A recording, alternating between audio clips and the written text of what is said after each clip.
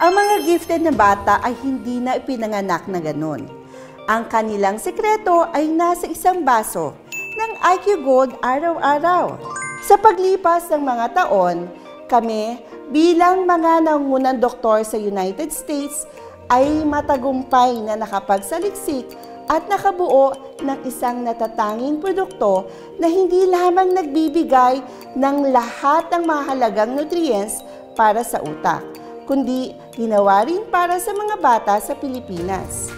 Ang IQ Gold ay lubos na inirekomenda ng maraming kilalang ina sa Pilipinas. Kabilang na dito, sina Marian Rivera, ganun din si Tony Gonzaga, at syempre, ganun din si Iya Villania. Ito ang sikreto sa pagpapalaki ng matatalinong bata para sa mga modernong magulang. Dati, wala akong magawa dahil tamad mag-aral ang anak ko at hindi nga maganda ang grades.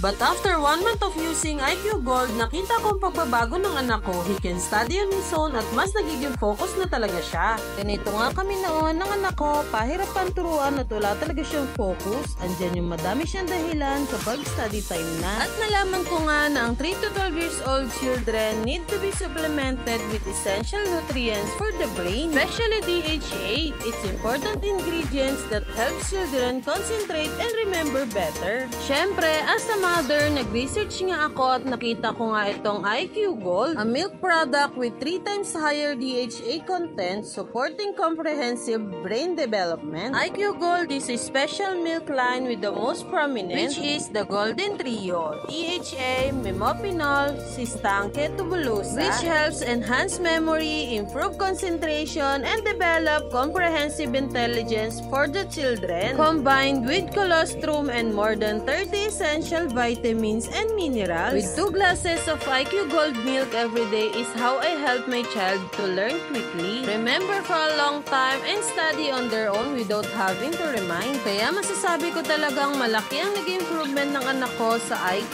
Gold. Not only effective but also reasonably priced and economical solution that any mother can choose.